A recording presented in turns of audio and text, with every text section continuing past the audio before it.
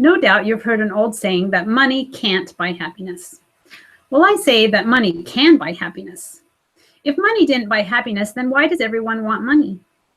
We go to college to get a job. We want a job so we can get money. We want money so we can spend it. Once you have money, you don't worry so much about money anymore. You have peace of mind. On the macro level, a higher gross domestic product usually means better education, lower child mortality, generally a better life, and in turn, measurably higher happiness, according to Tim Weber, business editor at BBC News. Money buys experiences, trips to see loved ones, and a chance to make memories together. Money can be given away to those in need, to bring relief, and to bring them happiness as well as yourself. Money can buy happiness. However, it cannot buy joy or the state of eternal happiness that comes from dwelling with God. There is a problem with money, spent or given away. It is temporary. Think of inflation, the value of the dollar, ups and downs on the stock market, and job security. That's why money can buy happiness, because happiness is also temporary. Happiness is a complex, nebulous state that is fed by transient, simple pleasures. We get temporary relief by using money to pay the mortgage, bills, buy vacations, etc. Happiness is temporary and money is temporary. Does money always make us happy? No. There are many wealthy people that are unhappy. They can have bad health, divorce, wayward children, or sometimes very little meaning in life. Lottery winners often just ruin their own lives. Is it possible to be happy without money? Of course. Remote villagers in Nepal have no GDP, no education, zero cash, and a short lifespan. But they are very happy people. Many of us have toxic relationships with money. We may hoard it or spend it all. We may always be broke or spend it before we get it and make the minimum payment on the credit card. We may resent people with money or those that are poor. We may think money will solve all our problems. We either won't talk about money, lie about it, or the flip side, we can't talk about anything but money. We learn these attitudes from our parents.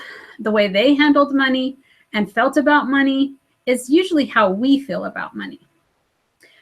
Financial psychologist Bradley Klontz calls this our personal money script, or beliefs about money.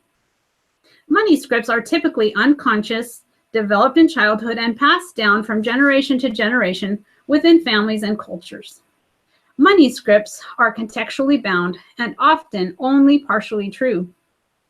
Money can validate us. Money makes us feel that we are somebody.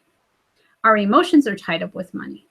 Unfortunately, some of the most common emotions associated with money are fear, shame, and anger.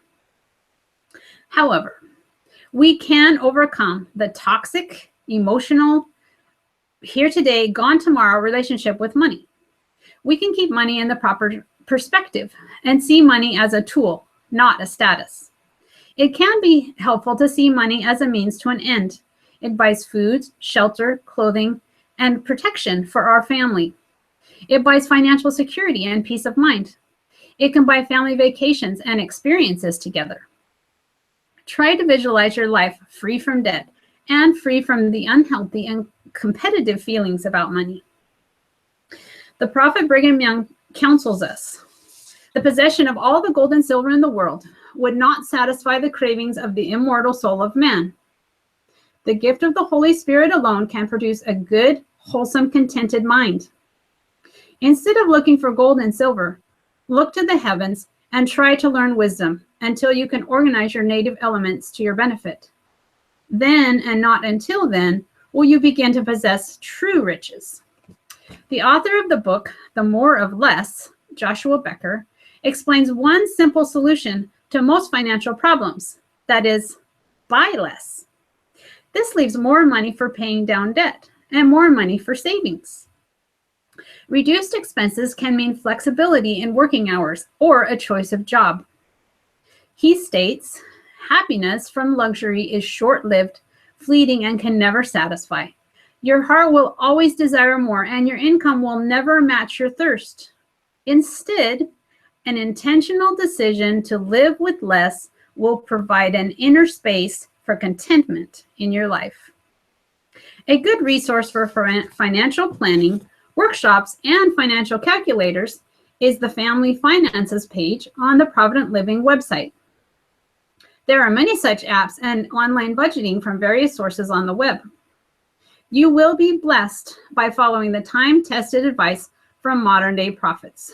Pay your tithing, live within your means, have a budget, have savings, give generously, and make financial goals and plans. You can start with just 4 simple financial changes. First, work on some emergency savings, at least $500. Second, make a payment plan for debt. Try the debt snowball plan or a similar method. Third, create a budget and stick to it. Fourth, simplify your finances. Use automatic payments, online banking, and banking apps. Your takeaway for today about money is to remember that yes, money can buy temporary happiness, but it cannot buy true riches or everlasting joy. The only way this can be attained is through obedience and personal worthiness. The treasures in heaven will be the only treasures that last.